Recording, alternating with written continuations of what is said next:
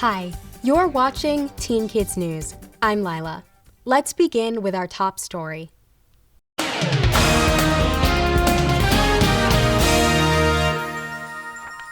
It's not something we want to think about, but teens do get cancer. Fortunately, it's rare. But that doesn't make it any easier for those families fighting the disease. Let's meet a teen who is striking back, one stroke at a time. 15-year-old Maya Merhige from Berkeley, California is a swimmer. But not your just do a couple of laps in the pool kind of swimmer. Maya is a long-distance swimmer, a very long-distance swimmer. Recently, she swam completely around the island of Manhattan, a distance of 28.5 miles.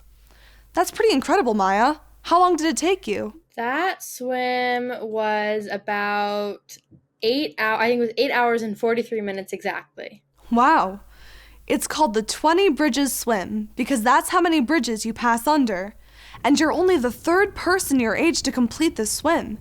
How do you train for something like this?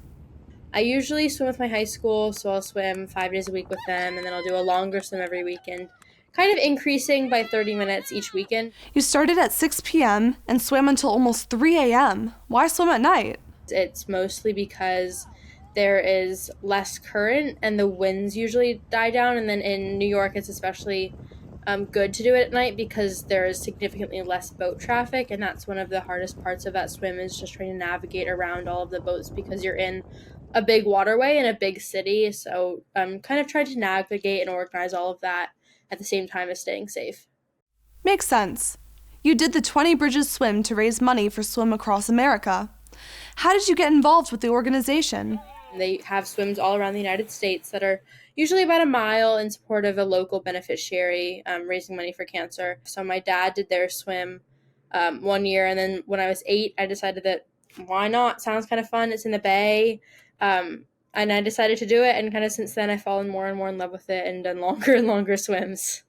You've certainly fallen in love with long-distance swimming and with Swim Across America.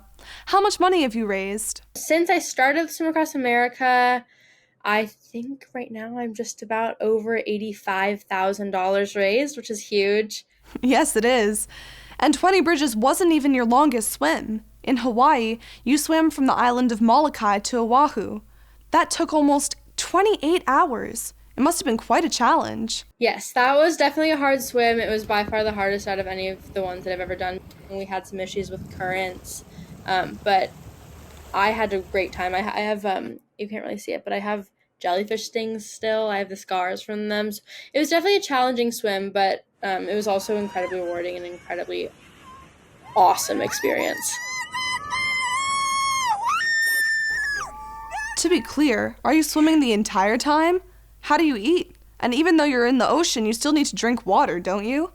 Yes, so I am swimming the entire time. Some of the rules of open water swimming are that you can't really get help from anyone. I was not allowed to touch another person, another boat, anything that could help me float.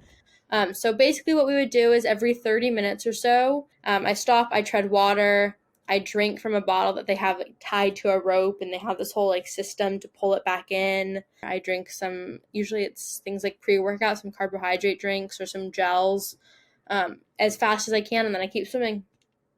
Wow. Tell us about the names in your swim cap.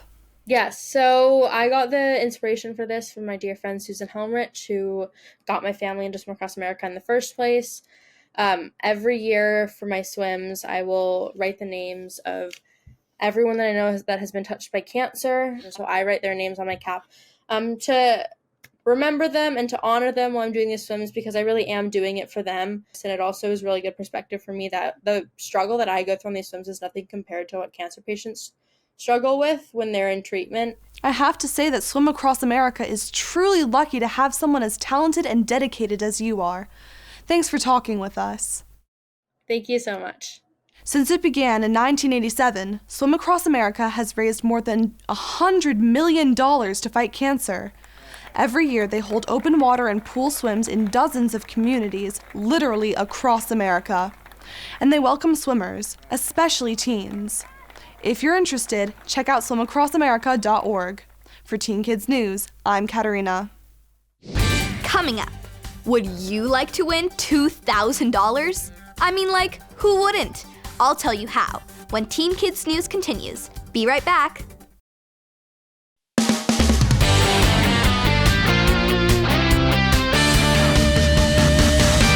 This report is brought to you by the NRSF, the National Road Safety Foundation. Feeling creative? Want to win a scholarship and have your idea shown on national TV? Then you'll want to enter this year's Drive2Life PSA Contest. Here's what you need to know. Say there's a car with a driver and a passenger. If that car crashes, who do you think is more likely to be hurt, the driver or the passenger? You might be surprised to learn that passengers are actually at a higher risk of injury and even death. And if you think sitting in the back seat makes you safer? Not true. In a crash, passengers in the back seat are more likely to die or suffer brain injuries than those in the front seat. That's why the NRSF is focusing this year's contest on passengers. If you're in a vehicle that's not being driven safely, speak up. And we want to hear your ideas for short videos that get that message across. You're invited to submit a concept for a 30-second video called a PSA. That's short for Public Service Announcement. Partnering with the NRSF in this year's contest is ADSEA, the American Driver and Traffic Safety Education Association. Like the NRSF, we believe that creative messages from young people that encourage passengers of all ages to speak up can and will make a difference on our roads and highways. To be eligible to enter the contest, you just need to be in grades 6 through 12. Your PSA concept must be submitted as either a script or as a written description. Please don't send a video. Videos will not be accepted, nor will group entries. First prize is $2,000, but it's also an exciting opportunity. You'll get flown to New York City to work with an Emmy Award-winning team to turn your concept into a professional PSA, and it will air on TV nationwide, including right here on Teen Kids News. In addition to the first prize winner, there will also be a runner-up in each of these two categories, grades 6 to 8 and grades 9 to 12. Each runner-up receives $500, and teachers, we're reaching out to you as well. Teachers of the winner, as well as of the runners-up, will receive $100 gift cards. To download an entry form, check out nrsf.org and click on the Contests tab. The deadline for entries is March 25th. To help jumpstart your creativity, here's last year's winning PSA. For Teen Kids News, I'm Alexandra. Good luck! There we go. Excuse me, I asked for no cheese. Oh, I got a new one. Thank you. I think you're in our seats. Sorry, we'll move.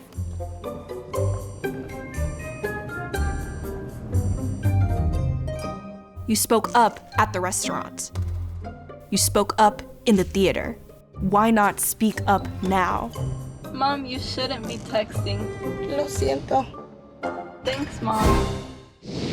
Imagine you're 250 miles above the Earth, orbiting the planet in the International Space Station, and you realize you need a tool, say a hammer. But unfortunately, there just aren't any hammers aboard. What do? In the past, you'd have to wait months until a hammer could be sent up on the next scheduled rocket flight. But now, thanks to 3D printing, tools can be emailed. It would look something like this time-lapse video, showing the printing of a 3D toy robot. The immortal words of Star Trek's captain, James T. Kirk, beam me up, are now literally true. For Teen Kids News, I'm Kean. We've got to take a short break, and then we'll be back with more Teen Kids News. Ever take a close look at your state flag? You should, because you might be surprised at how much you can learn from it.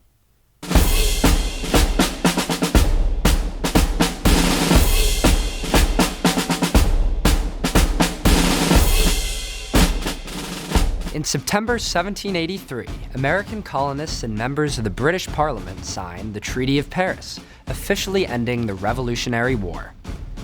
Part of that treaty granted a parcel of land to the United States known as the Northwest Territory. That territory would become Ohio.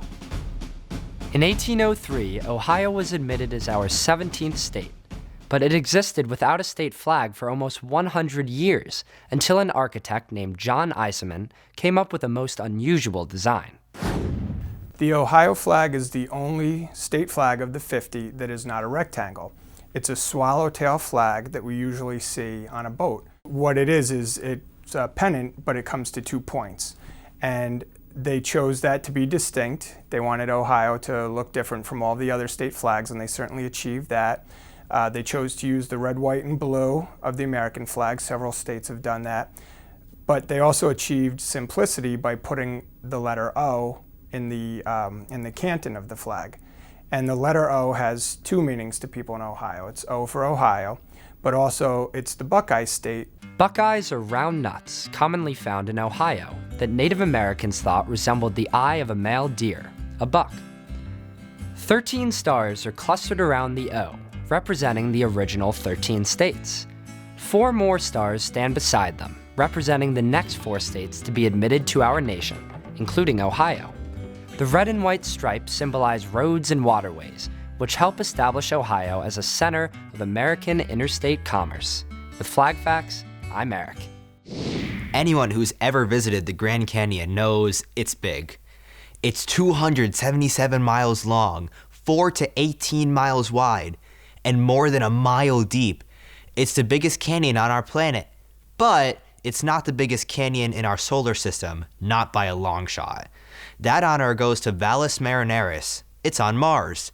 It's not only larger than the Grand Canyon, it's 9 times larger and 4 times deeper.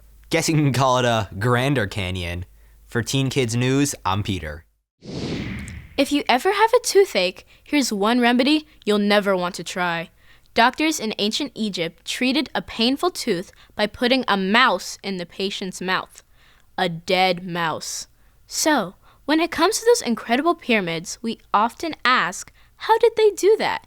But when it comes to dead mice in your mouth to treat a toothache, the question is, why did they do that? For Teen Kids News, I'm Camille. It's time for a quick commercial break, but we'll be right back with more Teen Kids News, so don't go away.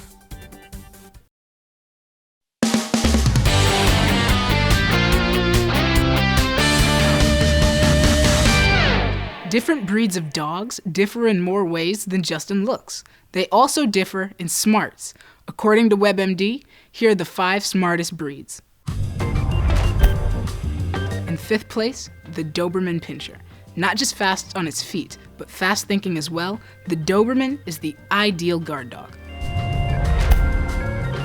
The Golden Retriever has a heart of gold. It has a personality that just wants to please. Family friendly, it's also invaluable in search and rescue missions. The German Shepherd. Despite being a truly loving animal, it's the most common breed used by police and military around the world. The Poodle. Don't let the frou-frou grooming fool you. This dog is no intellectual lightweight. It's so smart, it's been trained to hunt hard to find and highly prized truffles, a very expensive type of food, somewhat akin to mushrooms.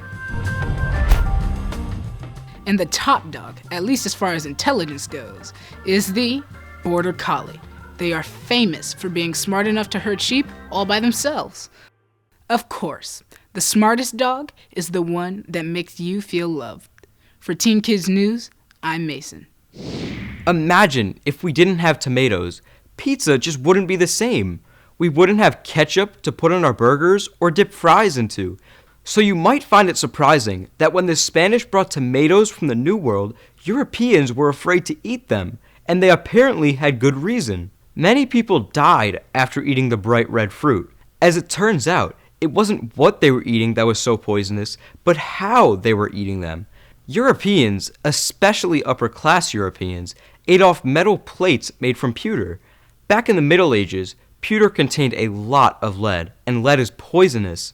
The problem was that the acids in tomatoes drew out the lead, and that's what killed the Europeans. Lead poisoning, not tomatoes. For Teen Kids News, I'm Reese.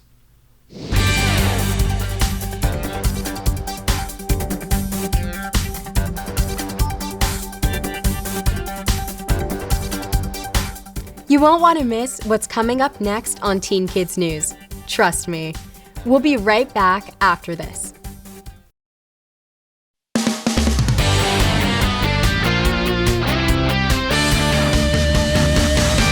Ever wonder why almost all emoji faces are yellow? That's okay, neither did I. But we here at Teen Kids News leave no stone unturned, no question unanswered, in our efforts to bring you the information you need to know. So we looked into it. Why yellow? And here's what we found out. There really is no reason. It just turned out that the online companies like Apple and Google happen to like yellow. And the way we found that out was by Googling it. This report is brought to you by Intel. In the world of movies, the biggest event is the Oscars. In the world of music, the biggest event is the Grammys. And in the world of tech, the hands-down biggest and most anticipated event is CES. Originally, CES stood for Consumer Electronics Show. But in recent years, the annual trade show has gone far beyond just consumer electronics. So now it's simply called CES. Kicking off every January in Las Vegas, it's where many important firsts have been announced over the years. From the first VCRs to the first self-driving cars. To tell us about another big first at this year's CES is Mario Armstrong. He's a digital lifestyle expert, and he joins us from Las Vegas. Hi, Mario. Hey, it's so nice to be here on Teen Kids News. Thanks for having me. We love having you. So some of the most exciting news this year is the AI PC. What exactly is that? It's true, and I partnered up with Intel because this is amazing at CES. Over 45 football fields of exhibit hall space is being covered, and AI PC is all the chatter. An AI PC is like a regular computer, but it's been given a special boost to handle AI tasks. Kind of like how a sports car is equipped for high-speed driving compared to a regular car. So normally a PC has a brain, the CPU, and a part that handles the graphics, the GPU. The AI PC adds a new part called an NPU, specifically designed to handle AI-related tasks, like understanding language or recognizing images. Wow, that's so cool. Can you give us an example of the advantages of an AI PC? Yeah, sure. Work with me on this. Imagine working on a large, complex puzzle. Normally, you start from scratch, trying to fit each piece together, which can be time-consuming and challenging. Now imagine if some sections of this puzzle were already completed. That's what having an AI PC is like. Okay. What gives the PC that extra boost to handle AI? Yeah, at the heart of it, it's this new kind of computer brain. It's Intel's new Core Ultra processors. It's Intel's biggest change in design in 40 years. So that's why it's a big deal here. These processors are the heart of the new AI PC era. It's like they give your computer a supercharged smart brain that's great at multitasking and saving energy. Okay, so going back to your earlier sports car analogy, guess that's kind of like having a sports car that's not just fast, but also fuel efficient, right? That's really good. Yes, that's exactly right. So what are some of the new things that we'll be able to do with an AI PC? Amazing things, like you'll be able to create music or art from just a single line of text. You'll speed up video editing for all your newscasts. You'll manage your calendar and emails automatically. All these advanced AI capabilities are efficiently handled right on your computer, making the AI tasks faster. And Intel is working with hundreds of partners to enhance PC experiences across audio effects, content creation, gaming, streaming, video collaboration, and a lot more. That's pretty impressive. You have a number of computers on display. Can you walk us through them? Yeah, happy to. I'll show you. This is the Dell XPS series. Perfect for students, built to eliminate distractions while combining simplicity and efficiency. The Lenovo Yoga Pro 9i. If you're a digital creator, this has the power you need. It also allows you to personalize its AI capabilities. The Asus ZenBook 14-inch long battery life makes this a great portable laptop, not to mention its design is eco-friendly. The MSI Prestige 16 AI Evo. Working parents, you'll love this one. You combine the power with style. It's designed for that on-the-go professional. And the HP Omen Transcend 14, ideal for students who are gaming or creating. It's one of the lightest laptops out there, so it's easy to carry around. And where can we go for more information? Well, these are all available in stores and online right now. Just make sure you're asking for AI PCs, and you can go online to intel.com/AI PC to learn more about them and their software partners like Microsoft, Adobe, and Zoom.